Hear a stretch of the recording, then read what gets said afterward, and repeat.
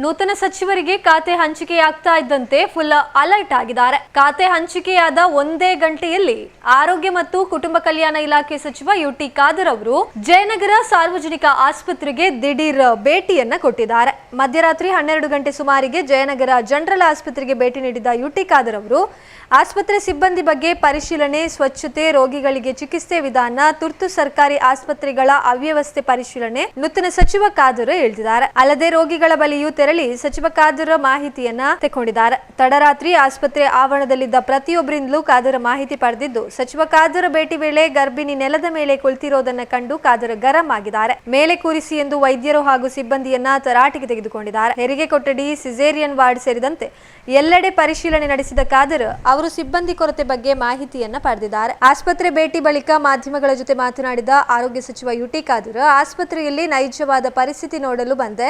ಏನೆಲ್ಲ ಲೋಪದೋಷವಿದೆ ನೋಡಿದ್ದೇನೆ. ಆಸ್ಪತ್ರೆಯ ಎಲ್ಲಾ ಕಡೆ ವಿಸಿಟ್ ಮಾಡಿದ್ದು. ಇವತ್ತು 2 ವೈದ್ಯರು ಗೈರಾಗಿದ್ರು. ಅವರಿಗೆ ನಾಳೆ ಎಚ್ಚರಿಕೆ ನೀಡಿ ವಿಶ್ವಾಸಕ್ಕೆ ತೆಗೆದುಕೊಂಡು ಕೆಲಸ ಮಾಡುವಂತೆ ಸೂಚಿಸುತ್ತೇನೆ ಎಂದಿದ್ದಾರೆ.